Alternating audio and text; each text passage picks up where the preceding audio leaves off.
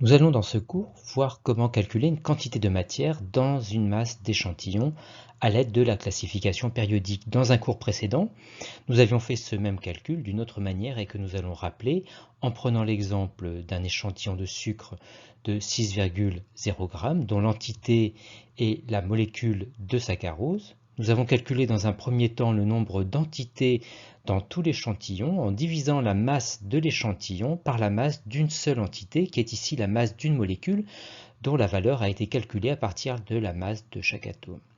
Le calcul donne alors un nombre très grand de molécules dans l'échantillon. Et grâce au nombre d'Avogadro, qui est le nombre d'entités par mol, on a pu calculer le nombre de moles, soit la quantité de matière de l'échantillon, en divisant le nombre total d'entités par le nombre d'Avogadro.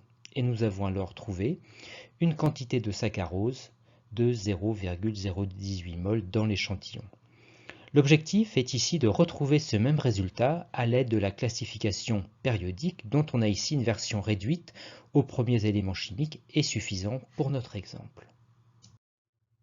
En effet, la classification donne pour chaque élément chimique sa masse molaire atomique, c'est-à-dire la masse d'une mole d'atome, d'où l'unité gramme par mol ou gramme mol-1. Et cette masse molaire est notée grand M.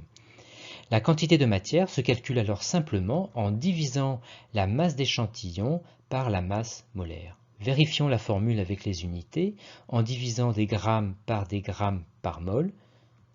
Les grammes se simplifient et il reste mol-1 au dénominateur, c'est-à-dire des mols au numérateur, qui est bien l'unité de la quantité de matière petit n.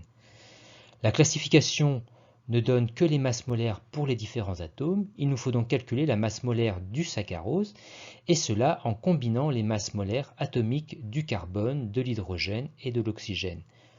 On multiplie pour cela chaque masse molaire atomique par le nombre d'atomes correspondant dans la molécule. 12 pour le carbone, 22 pour l'hydrogène et 11 pour l'oxygène. On remplace ensuite les masses molaires des atomes par leur valeur donnée dans la classification. Pour le carbone, elle vaut 12,0 g par mol, pour l'hydrogène 1,0 g par mol et pour l'oxygène 16,0 g par mol. Le calcul donne alors une masse molaire de 342,0 g par mol. On en déduit alors la quantité de saccharose dans l'échantillon en appliquant la formule petit n égale m sur grand M, en divisant 6,0 g d'échantillon par la masse molaire de 342,0 g par mol. Et on retrouve bien les 0,018 mol obtenus par la première méthode. En conclusion, on retient la formule petit n égale m sur grand M pour calculer une quantité de matière dans une masse petit m d'échantillon. Et quand le composé n'est pas atomique, mais moléculaire comme le saccharose, il faut savoir calculer la masse molaire grand M à l'aide de sa formule brute et des masses molaires atomiques données dans la classification périodique.